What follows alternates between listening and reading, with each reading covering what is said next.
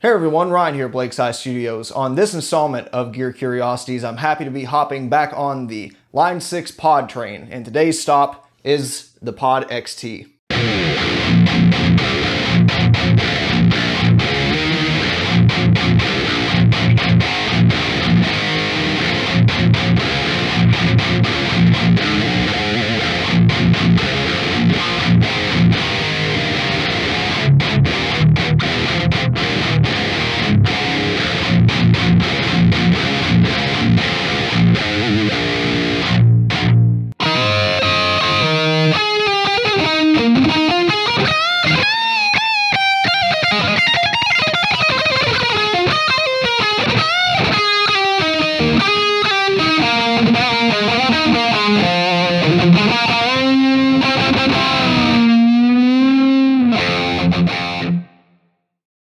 This video is brought to you by Realtime and the Centura Professional Overdrive.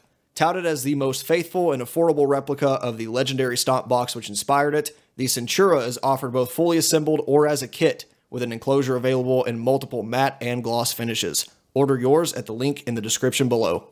The PODxt desktop is of course the successor to the now legendary Pod 2.0, which in itself came out 2 years after the original in 1998, so then 2000, and then with this thing, this came out in 2002. So they were keeping a pretty steady release cycle, although this held its ground for a long time. We didn't see a successor for another 5 years, and that's for a few reasons we'll talk about in this review.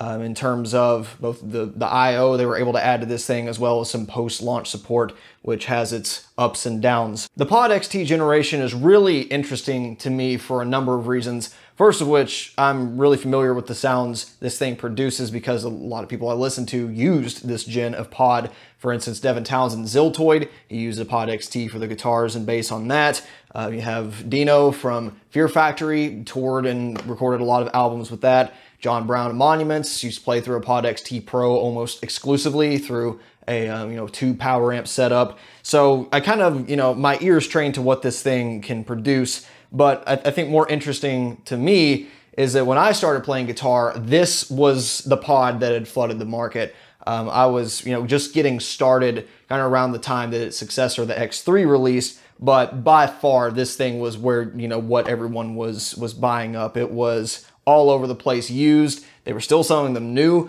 Hell, I think up until 2008, 2009. It took a while for these to be discontinued because they are essentially the same architecture. So this is the one that kind of formed my early not so great opinions about the pod, but hopefully it'll have a chance to redeem itself here. For a quick physical tour, you'll see quite a few input-output upgrades compared to the original in 2.0, which shared the same chassis. So the input and headphone jacks are in the same location, which is good. You still have the TS stereo outputs for either running into an interface or an effects return. For example, the air switch is gone, though that is now controlled in software, which actually makes things easier to me because whereas this thing, if you don't set it right, within software, then you could have it to where it's actually meant to be plugged into the front of an amp rather than an effects return, and you can tell it exactly what to do in the software of this, which is nice. You still have the MIDI in and out control, same 9-volt AC power, but we do see a couple additions here. The foot switch jack, the RJ45 connector is the same, but we've added USB. Is this 2.0? No, it's just straight USB. That's great.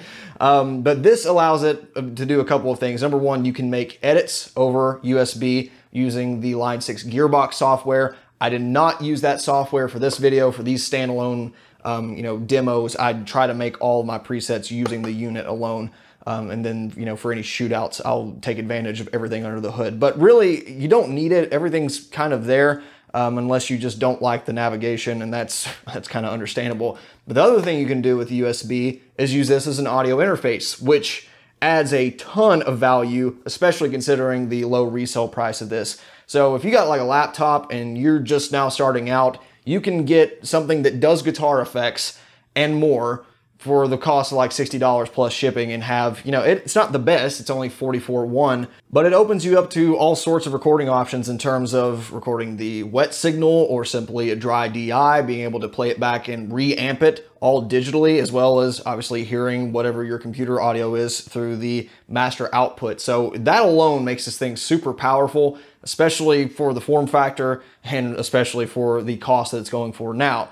At the time, you know, it was retailing around the same cost, maybe even $100 more expensive by the time this came out compared to the 2.0. But for a lot of users, this was like a jackpot feature that I'm sure made this worth buying. Turning to the front panel, you'll see the physical amp controls mostly haven't changed. Still got output, drive, bass, middle, treble, though they did add a presence knob to here, which is nice because otherwise it was just a kind of a locked presence boost. Although you could change presence in software with the 2.0. It does make it easier to get that higher end frequency boost or cut on this platform. Still have your channel volume and reverb, though you'll see the effect tweak is now gone, and that's because the way the amp models and effects have been changed dramatically in terms of functionality. So you don't just switch between a single effect. You can, so this has like 64 different effects in kind of a library format where it'll have, you know, modulation delay here, or just delay sound, or all kinds of different things that you can go through. And if you're looking for just like a kind of a building block to work off of, this is a good option to use. But for the most part, what you'll be doing is activating these different stomp blocks or your modulation block or your delay block using the buttons here. And you can double click them to edit them quickly. Of course, you can still scroll through them using this rotary knob here. You can change values depending on which screen you're in here, and then which value you are tweaking is generally activated with the 4 buttons. It's rather intuitive, which I figured it would be worse, you know, markedly worse than this, which is just, you know, turn a couple buttons and you're there. I still like this better, don't get me wrong. This is what I would want to use if I was playing in a live situation or in a blues jam or something where it's like, oh, well, I want to switch amps real quick. Okay, that's good. I need a chorus. Done. Sounds good. Tweak it, you're good to go. With this, there is a lot more menu navigation. Not everything is, you know, legible from the front. So with amp models, when you switch this, you're going through a large bank of amp models. And, you know, obviously the physical controls still respond the same, but everything else does take a few more menus to get to. Fortunately, between this rather low resolution monochrome LCD screen and the individual buttons for saving and editing different menus, it's still not bad.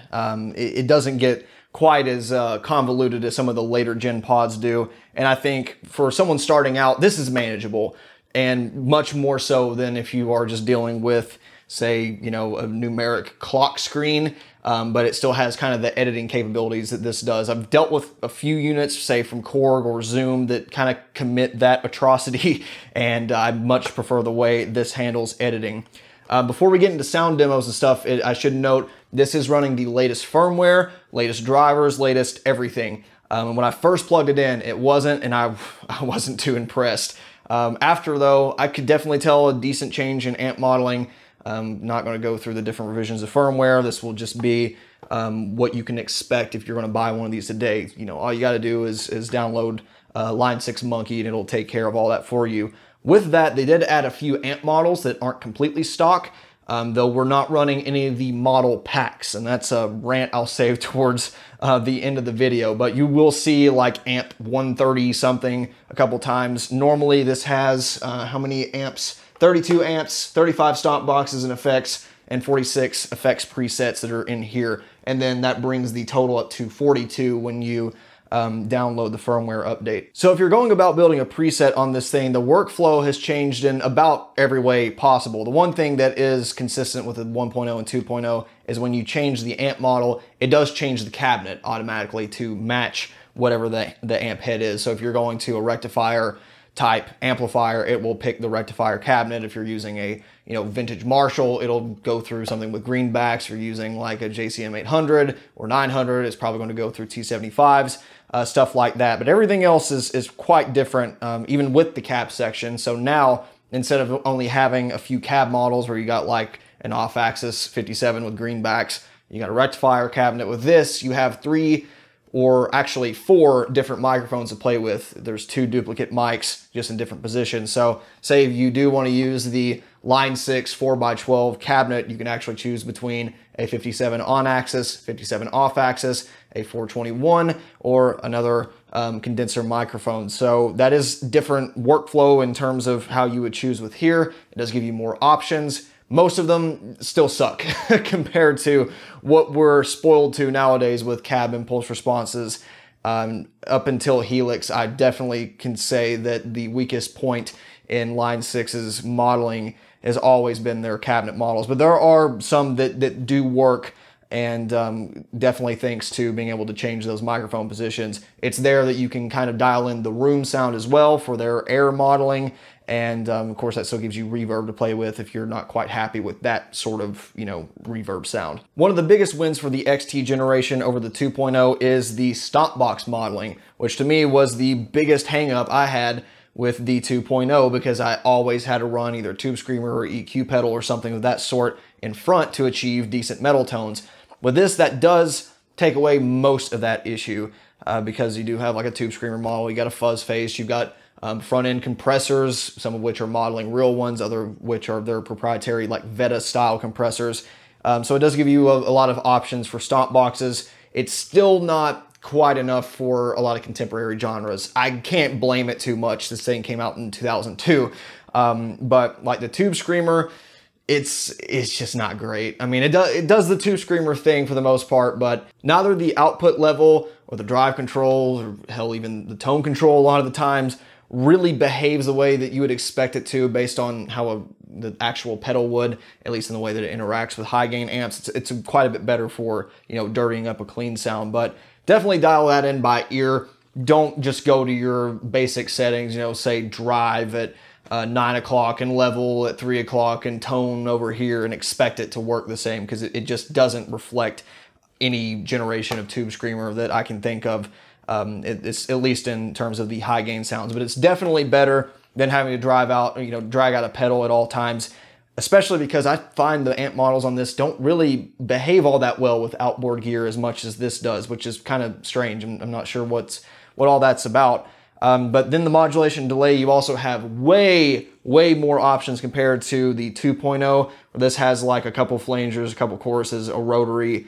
That's it. This, you've got all the mod effects that you could possibly want. Maybe it won't be tweakable to your exact needs, but for the most part, I'm happy with the inclusion here, as well as the delays. You've got, kind of a big stereo image. You can do ping pong, you can do analog, whereas with this, it's like, hope you like the delay, because that's what you're getting. The reverb is also switchable between each model. So used to on the 2.0, you'd be stuck with either a spring or a room, depending on which amp model you chose. You could edit it in software, just like you could edit a lot of the delay and modulation effects. But with this, you can change if you want a spring reverb on a rectifier, or you want like a hall reverb on a Fender Twin. You can do that, which is very nice. As I said earlier, the air mode and configuration settings are now in a menu, so you'll have to scroll to that if you want to change, say, from direct mode, which you're hearing now, to putting it in front of a tube amp or in the effects return, or going straight through a PA, and that will change the output EQ settings. Although for this demo, you won't hear any of that.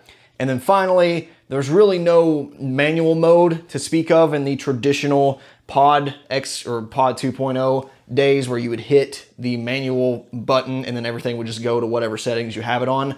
It's kind of useless anyway on this, because the only thing that really is manual is your EQ settings, and that just doesn't, like, everything else is so contextual anyway that these are almost like laughable.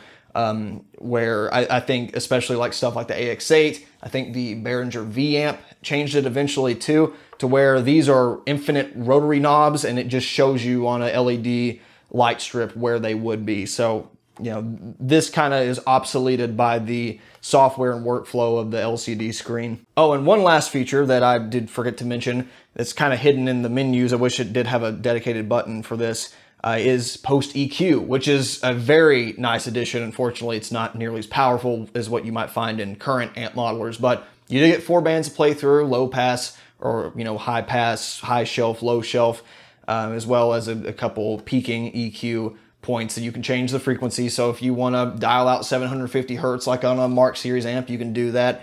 You can't change the Q factor, unfortunately, but it is very powerful in terms of being able to compensate for a lot of those cabinet models that I feel are, you know, not quite up to snuff for some of the tones you're going after. And on almost all of the custom presets I make, I end up going with that. It does help a lot, but it's still not like the savior. It definitely helps, and certainly is nice for kind of taming some of the fizz you'll hear in a lot of the high gain models if you're going through real gear. So with all that said, let's explore some of the onboard presets ranging from clean to high gain. I'll be changing guitars here and there throughout these demos to kind of complement the sound I'm going after. And then I will show my process of making a preset in more or less real time on this to kind of give you an idea of how long it's going to take and what sort of menus you're going to have to go through to make that possible.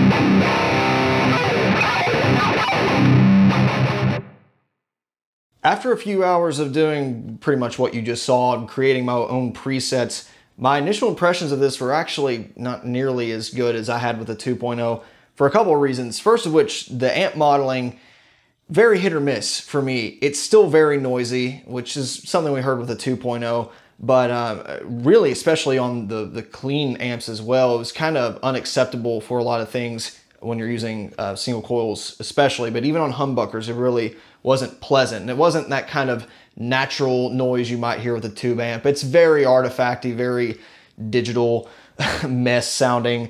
And with the amp models themselves, you can hear them creeping towards more accuracy, towards more high definition models. Obviously the super sampling isn't nearly going to be as good as it should be for this generation of tech to really nail the sounds we're hearing in the likes of Kemper and Axe Effects and even Helix now. But they're getting there, and you can hear more high frequency content because of that, but there's still this high-end fizz, and when you dial that out, it sucks all the life away.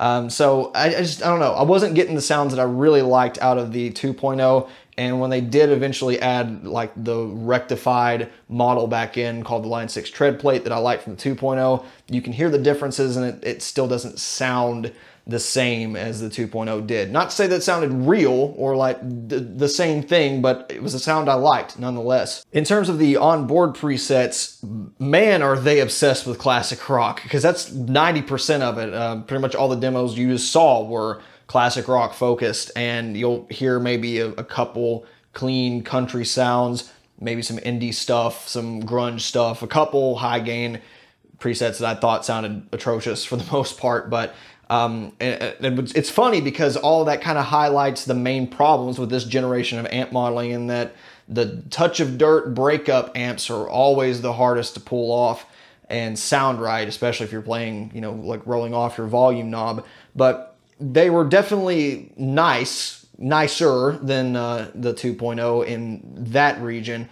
And for the most part, they did dial them in fairly well. They still have that high school prom type of aesthetic to it, where it's like, yeah, that's pretty close in a vacuum, but there's still something that's just, it's not quite there. To be fair though, the Boutique combo preset, I think it was, that uses the Line 6 Boutique #1 amp, I quite like that one. I think that was one of the ones that was the most visceral, most really playing through an amp kind of sound, and kind of made me forget that I'm playing through a desktop modeler for a few seconds. Then you'll hear every now and then some of the scratchiness, some of those artifacts. It's like, not quite the real deal, but definitely commendable for the hardware we're working with. Going back to the high gain amps though, I'm really not too fond of most of them on here.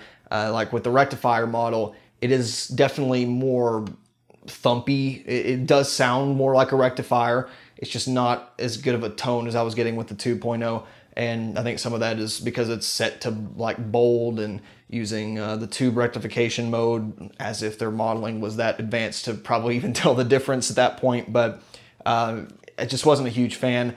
And with like the JCM 800 model, the JCM 2000 models, especially the spinal puppet, which is supposed to be like a Mark II C+, it does not even sound close to a Mark II C+, especially not the plus, but they're all just fizz boxes. They are EQ wise pretty close. I think really commendable. Like even with the rectifier, the treble behaves like a rectifier does, where the amp doesn't get quieter, it just shifts its frequency saturation point, and that was kind of a nice surprise.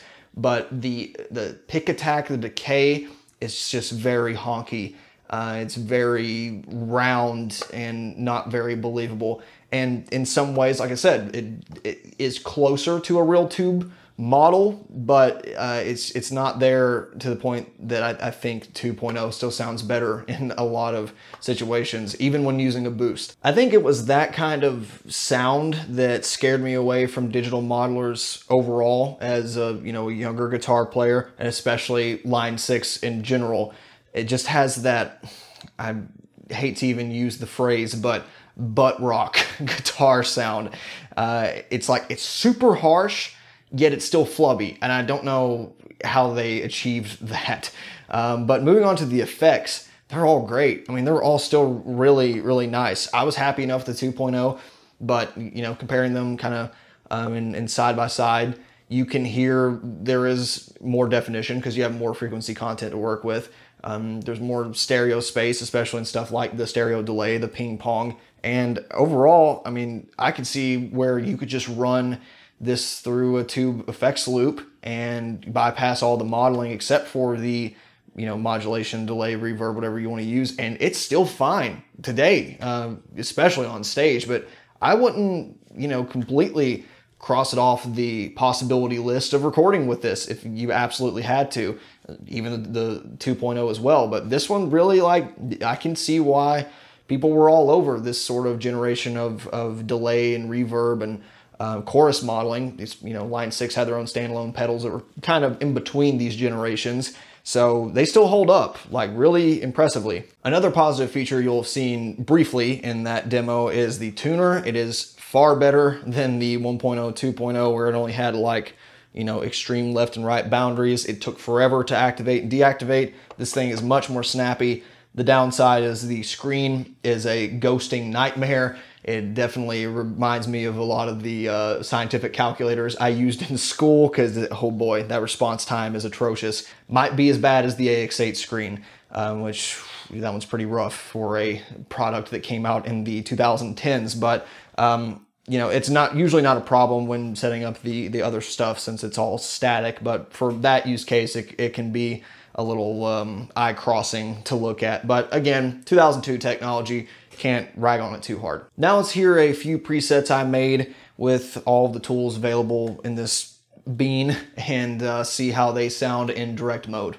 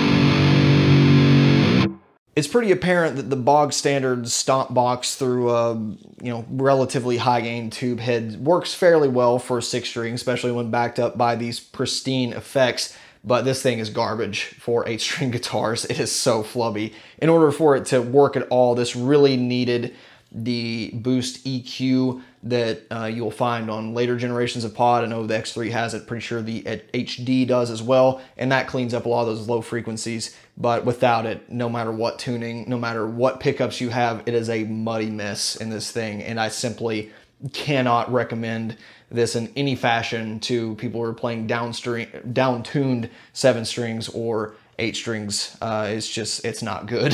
For our final trial, let's hear the XT through the effects return of a tube 4x12 stack. We'll be going through the effects return of a single rectifier into a 4x12 V30 Mesa oversized cabinet through a mixture of SM57 and SM7 microphone. We'll have the air configuration setting on that stack setting, and we'll be using the preamp of the Mesa rectifier on here, boosted by Tube Screamer.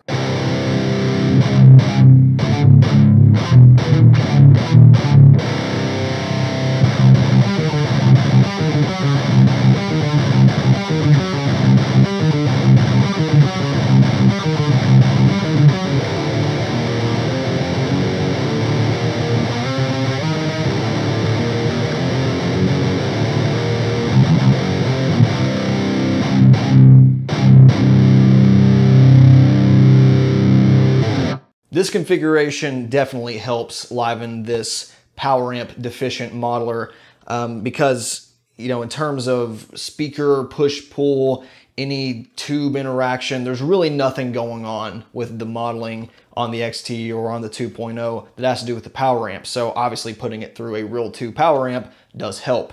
It's still not as immersive as a real amp. It's nowhere close in terms of putting a Axe effects through a power amp or a Kemper straight, you know, powered Kemper straight through a cabinet, but it's good enough to play through. It's definitely good enough where I could see people touring with it in a convenient rack setup and being able to just change your preamp sounds and effects all at the same time through MIDI. Yeah, this had to have been just a great tool for a lot of gigging and touring musicians. So it's definitely not as good as the real thing. It's not a replacement, but in terms of convenience and in terms of the quality you're able to achieve there, yeah, it probably was really worth it for a lot of musicians at that time. For a modern day equivalent, I much prefer what companies like Moore are doing. I think their little standalone preamp pedals, or especially their multi-effects units that cost, you know, a couple $100, $300 that have a lot of the same capabilities as this. I think that sounds a lot better through a tube return, but for what they were able to do in the turn of the millennia, not bad when you view it through that lens. I suppose to kind of summarize everything I've learned reviewing this product before I get into a, you know, succinct conclusion, I think this is a golden example of too far ahead of its time for its own good. You can see what they're trying to accomplish here. They took the 2.0 and said, you know, we've got a good foundation here. We've got this kind of rig in a box bean floorboard, all the you know, form factors they had. Said, you know, let's really make it that. Let's add a stomp box section. Let's add all this UI connectivity to where this is all you needed for a guitar sound. But I think the hardware, the technology, the modeling, just, it wasn't ready for that. And because of that, they had to sacrifice a lot of the user friendliness, a lot of what made the Pod 2.0 cool and continues to make it, I think, sort of worth having in some use cases. Whereas this just like, it's this ugly red-headed stepchild or maroon-headed stepchild in this case that it's really not good at any of it. It doesn't master any part. It has no niche. It's like, it's not in-depth enough for someone who really wants to tweak and get the best out of their rig. It's too complicated for someone that just wants to turn a couple dials. And for that reason, it's just hard to really like this. Definitely the one that I've liked the least in terms of sound and functionality. But they certainly managed to knock some things out of the park with this, especially with the USB connectivity. Basically, it's a free interface at that point, and being able to make edits over the Gearbox software, which is now admittedly kind of laughable looking, but it still works in, you know, the year 2019. You can't say that about a lot of products that are 15, 20 years old. My real problems start to arise with how they supported this thing post-launch, and, you know, you had a 5-year window to do so, and that's a pretty good time period. And I always like to see nice post-launch product support, you know, with Fractal and even Line 6 now adding either firmware updates, sometimes adding new effects and amp models. That's always cool. But with this, they went a monetized approach that makes absolutely no sense today. You see, of all the amp models that I demo today, none of them include any of the ones that are available in these vintage or metal packs that you can buy for $50 a piece. You can also buy some other packs and get a few dollars off if you bundle them all together. But at the end of the day, it costs you $100 or more to get everything possible in this one unit. Now, when they were released in the early to mid 2000s, when you've already spent $300 to $400 on this thing, maybe it would have made sense. Maybe you were using Pod Farm and you could use it on that as well. Maybe you were using this as your standalone rig, and for $100 you add dozen or so new amp models in each genre. It's like, hell yeah, that is way less expensive than what you could do with any other platform at the time. That's fine. The problem is, the year is 2019 as of reviewing this. I bought this for $60. Who in the right mind is going to spend $100 to turn a $60 product into what it should be? Just give them away for free. Like, why are we doing this? Why are you still selling this year?